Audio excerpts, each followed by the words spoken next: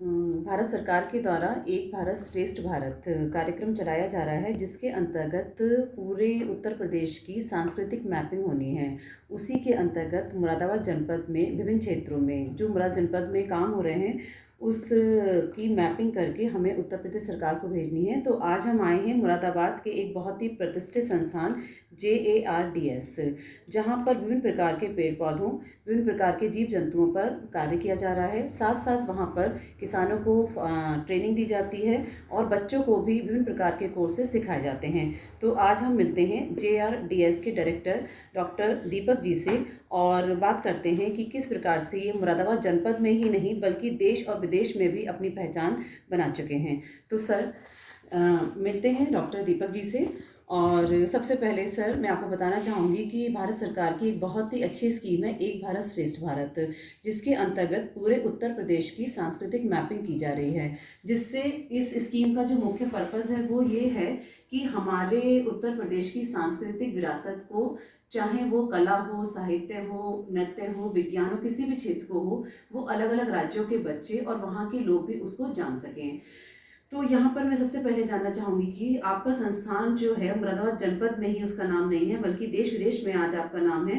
तो आप पेड़ पौधों के क्षेत्र में ऐसा क्या कार्य कर रहे हैं, doctor Deepak ji? Okay, thank you. नमस्कार मैडम। हम लोग यहाँ JRDS Jubilant agriculture rural development society के नाम से एक संस्थान चलाते हैं यहाँ पे, जिसके अंदर हम लोग कृषि व्यवसाय अनुसंधान एवं प्रशिक्षण केंद्र, जो हमारा कृषि के ऊपर कौन कौन से बिजनेस व्यवसाय हो सकते हैं और उनके ऊपर हम लोग अनुसंधान करते रहते हैं। और उसके साथ साथ पेड़ पौधे, कौन सी जीव वनस्पतियाँ, जीव जंतु जो हैं हमारे किसान अपने यहाँ पाल करके या हमारे क्षेत्र के नवयुवक उद्यमी उद्यमी बन सकते हैं, उस क्षेत्र में हम लोग यहाँ पर काम करते हैं।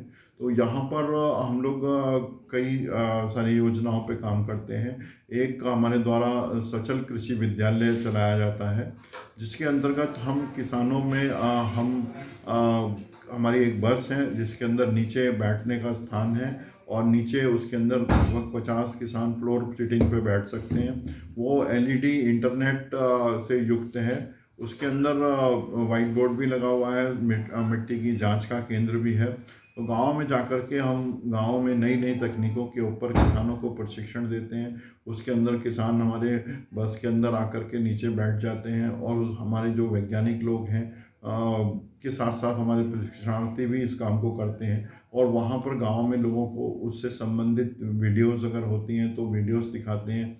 और उसके अलावा फिर वाइट बोर्ड में हम उन लोगों को वहाँ पर पढ़ाते हैं। किसी किसान की मिट्टी की जांच होनी होती है तो हम वो जांच करते हैं और उससे किसानों का रुख जो है वो खेती की ओर बदल रहा है और किसान भी उस ओर आकर्षित होते हैं। जब गांव में बस जाती है तो लोगों को एकदम पता चल जाता है कि आज बस आई है, तो बस में सारे लोग आ जाते हैं अपनी अपनी समस्याओं को लेकर के और हमारे लोग उनका जो है उनको बताते हैं, उनका हल बताते हैं, उनको दवाई बताते हैं, फिर वो उनको लेकर के अपने काम को करते हैं। उसके अलावा दूसरा, हम लोग यहाँ पर प्राकृतिक और जैविक खेती के ऊपर, गांव आधारित खेती के ऊपर काम करते हैं। हम लोगों ने एक ऐसा सचल संयंत्र स्थापित कर रखा है जो ऑटोमेटिक है, जिसके द्वारा प्राकृतिक खेती के लिए जीवामृत, अमृत पानी, 10 अर्क, ग्रोथ बूस्टर, वेस्ट डिकम्पोजर, ये सारे बनाए जाते हैं उससे। और क्योंकि जब प्राकृतिक खेती या जैविक खेती की बात आती है तो हम किसानों को जीवामृत के बारे में जब बताते हैं तो उनको ये बताते हैं कि ड्रम के अंदर गोबर लेना है, आपको गौमूत्र लेना है, बेसन लेना है, फिर उसे डंडे से चलाना है, फिर इतने दिन बाद फिर चलाना है, ऐसे क्लॉकवाइज एंटी क्लॉकवाइज चलाना है। तो क्या होता है, किसान उसको नहीं कर पाता है और कभी भूल जाता है या कभी कुछ हो जाता है तो उसमें उतने जीवाणु भी नहीं पैदा होते और उसका उतना असर नहीं होता। तो हम लोगों ने कि प्राकृतिक रूप से का जो खेती करने के लिए सचल एक संयंत्र बनाया जो सोलर से चलता है। इसके अंदर हमने वाटर के टैंक ले रखे हैं, पानी के टैंक हैं और उसके अंदर हम जो भी हमें जिस चीज़ को भी बनाना होता है उसके बनाने के लिए जो जो हमारे को अवयव चाहिए होते हैं वो हम उसके अंदर डाल देते हैं।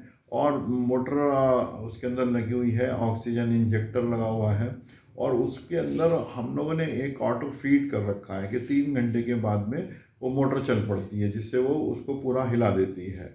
और 1 घंटे के बाद में, हर 1 घंटे के बाद 1 मिनट के लिए ऑक्सीजन इंजेक्टर चलता है, जिससे ऑक्सीजन जब बढ़ती है तो वहाँ पे जीवाणु भी बढ़ते हैं। और ये एक छोटा सा संयंत्र हमने बनाया है जिसके अंतर्गत 50 एकड़ की खेती के लिए हम सारा जो खाद है, दवाइयाँ हैं, वो सारी हम बना सकते हैं।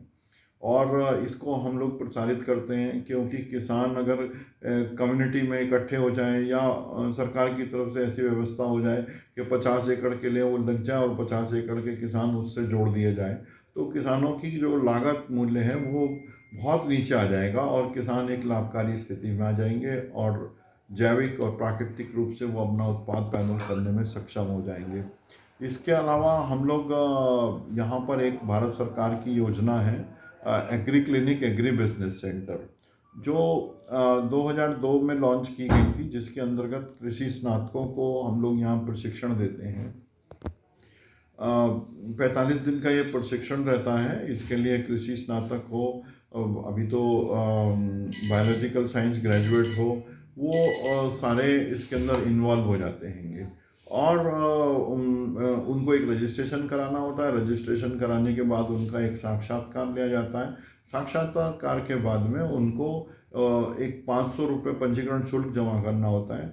बाकी 45 दिन का आवासीय प्रशिक्षण उनको निःशुल्क दिया जाता है। और उसको करने के बाद में वो कृषि से जुड़ा हुआ कोई भी स्वरोजगार स्थापित कर सकते हैं। उनको बैंकों के माध्यम से 20 लाख तक का ऋण मिलता है। और सामान्य जाति, पिछड़ी जाति को 36% और अनुसूचित जाति, जनजाति, पहाड़ी क्षेत्र पर रहने वाले और महिला किसी भी वर्ग की हो, उसको 44% अनुदान जो है वो राष्ट्रीय कृषि एवं ग्रामीण विकास बैंक नाबार्ड के द्वारा तय होता है। तो वो उसको वहाँ से अनुदान भी मिल जाता है। तो इस क्षेत्र के अंदर काफ़ी सारे जो उत्साही युवा हैं, जो आज एग्रीकल्चर कृषि के क्षेत्र के अंदर बीएससी कर रहे हैं, वो आ रहे हैं और प्रशिक्षण ले रहे हैं। और उसके बाद वो अपना उद्यम स्थापित करते हैं। उससे क्या होता है कि गांव के अंदर जब वो अपना, क्योंकि गांव से आता है बच्चा, और गांव में जाकर के जब वो अपना उद्यम स्थापित करता है, तो जो उसके पास ज्ञान होता है उसका वो किसानों के साथ में शेयर करता है, उनसे बात करता है उसके ऊपर।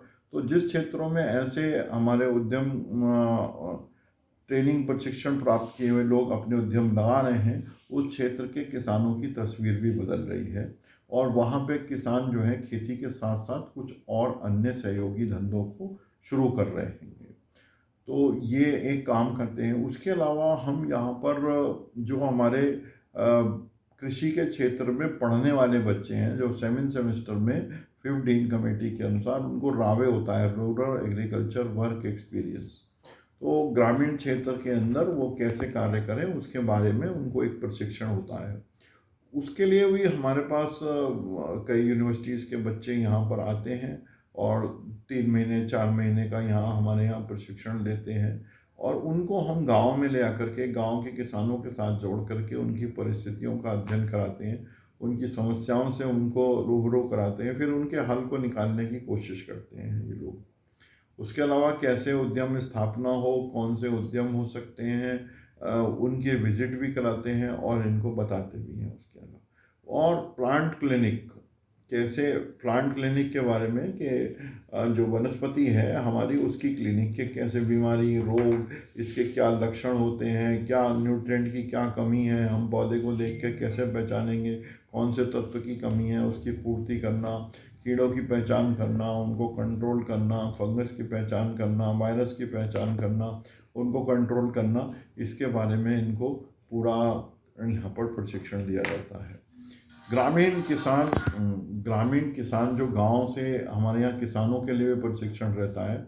किसान IFS मॉडल के इंटीग्रेटेड फार्मिंग सिस्टम, एक किसान एक छोटे क्षेत्र के अंदर कैसे अपनी जीविका को चला सकता है, कैसे अपना उद्यम स्थापित करके, और खेती के अंदर सहयोगी धंधा कौन कौन सा करके उसमें कैसे प्रशिक्षण वो कैसे आगे बढ़ सकता है। तो किसानों को भी हम लोग यहाँ पे प्रशिक्षण देते हैं कि अपनी खेती है या खेती के साथ में कौन से बदलाव ला सकते हैं, कैसे हम मार्केट कर सकते हैं, कैसे प्रेजेंट करेंगे, कैसे उससे आमदनी बढ़ सकती है। तो किसानों के लिए भी हम यहाँ पर प्रशिक्षण आयोजित करते हैं। कृषक महिला उद्यमियों के लिए भी हम यहाँ प्रशिक्षण करते हैं कि गाँव के अंदर हमारे इस क्षेत्र के अंदर उनकी डिसीजन पावर नहीं है महिला की। अगर महिला चाहे कि खेत के अंदर गेहूँ नहीं लगेगी, लहसुन लगेगा, तो वो नहीं लगा पाती है। तो ऐसे वुमन एम्पावरमेंट की काम बात करते हैं कि वो अगर महिला पूरे अपने तर्कों के साथ अपने घर के अंदर ये बताती है कि मैं इसकी जगह इस खेती को जाऊंगी, या हम ये बकरी पालन करेंगे, मछली पालन, मुर्गी पालन, सूकर पालन, हम कुछ भी हम करते हैं तो हमारे को कैसे आमदनी हो सकती है, हम लोग इसके ऊपर उन लोगों को प्रशिक्षण देते हैं। तो ये सारे क्रियाकलाप हमारे यहाँ चलते रहते हैं। यहाँ पर लोग आकर के रहते हैं। हमने अपने यहाँ पर एक ऐसा पूरा वनस्पति का बगीचा बनाया हुआ है जहाँ पर हर वो पौधा है जो हमारी परिस्थितियों में हो सकता है। बहुत सारे किसान भाई हमारे अपनी फसल को इसलिए नहीं बदलते कि उनको लगता है कि ये हमारे यहाँ होगी नहीं, करके नहीं देखा, लेकिन उनको लगता है होगी नहीं। तो हमने उनके लिए यहाँ पर एक वो बना रखा है, पूरा गार्डन है जिसके अंदर हर वो फसल जो लाभकारी हो उनके लिए और हो सकती हो, तो वो हम यहाँ पर उत्पादन करके उसको लगा करके यहाँ किसानों को दिखाते हैं, और जिससे किसान जो है वो उसको अपना रहे हैं। तो इस तरीके से जो हम लोग काम कर रहे हैं, हमें दिखता है कि किसानों की तस्वीर बदल रही है और किसान उसे अपना रहे हैं। निश्चित तौर पे वो आगे बढ़ेंगे ही बढ़ेंगे, है ना। तो हम कहें तो सर, तो आपका जो इस संस्थान का मुख्य उद्देश्य है वो है कि आप किसानों को नई नई प्रौद्योगिकी से जोड़ रहे हैं, जिससे कि आउटपुट के साथ साथ उनकी इनकम जो है वो भी उनको मतलब बढ़ जाए बढ़ उनकी। जाए जी। तो यहाँ पर आप किसानों और बच्चों को जोड़ रहे हैं, और वाह देवी। वो एक एनवायरनमेंट, वो एटमॉस्फेयर दे रहे हैं कि वो ये मानते हैं कि जो खेती उनका ज्ञान नहीं है वो आप अपने यहाँ लगा रखे हैं। जी। तो हम और भी वीडियोस में आपको दिखाएंगे कि सर के यहाँ जो है एक इंटीग्रेटेड, सर ने बताया कि फार्मिंग सिस्टम है कि कैसे हम जो है कम जगह में और अपना आउटपुट बढ़ा सकते हैं, ईल्ड को बढ़ा सकते हैं, या डिफरेंट टाइप के हम कार्य करके उसमें किस तरीके से हम जो हमारी नॉलेज है एग्रीकल्चर की या पेड़ पौधों की वो हम दे सकते हैं। तो thank you so much sir हमारे इस एक चीज़ प्रोग्राम और में। जी जोड़ना चाहता हूँ कि हम लोगों ने यहाँ शहर के लोगों के लिए भी एक रूफटॉप गार्डन, कि अगर उसके पास शहर के लोग हैं उनके पास में जगह की कमी है तो या वो छत पे अपने छत पे लगा सकते हैं, या फिर वो अगर वो फ्लैट्स में रह रहे हैं तो अपनी बालकोनियों में कैसे खेती करके अपने लिए 50 से 60% सब्जी का उत्पादन कर सकते हैं। उसके लिए भी हम यहाँ पर प्रशिक्षण देते हैं कि वो कैसे जो लोग शहर के अंदर रह रहे हैं वो अपने लिए स्वच्छ वातावरण में स्वच्छ और जैविक सब्जी का उत्पादन करें। उसके भी प्रशिक्षण हम लोग यहाँ किसानों को देते हैं और शहरवासियों को देते हैं। धन्यवाद। तो इस प्रकार आपने देखा कि मुरादाबाद जनपद में JRDS एक ऐसा संस्थान बन गया है जहां पर ऐसी वनस्पतियां आपको देखने को मिलेंगी जो शायद उत्तर प्रदेश में आपको देखने को नहीं मिलेंगी। अगर हम सफ़ेद जामुन की बात करें, पीले चंदन की बात करें, सफ़ेद चंदन की बात करें, या फिर ड्रैगन फ्रूट की बात करें, काव डंग से विभिन्न प्रकार के आर्टिकल्स की बात करें, या सर ने भी जैसे बताया आपको कि रूफ टॉप पर, छत के ऊपर भी आपकी बिना सॉइल के खेती की जा रही है, और उसके जो प्रोडक्ट्स हैं उसमें एक लाल भिंडी है जिसका मेडिसिनल जो यूज़ होता है बहुत ज़्यादा होता है। तो इस प्रकार से JRDS मुरादाबाद जनपद में एक ऐसा संस्थान बन गया है जहाँ पर एग्रीकल्चर के क्षेत्र में नए नए अभिनव प्रयोग किए जा रहे हैं, और ये ऐसे प्रयोग हैं जो किसानों के लिए और बच्चों के लिए एक नया प्लेटफॉर्म, एक नई दिशा निर्धारित करेंगे। धन्यवाद।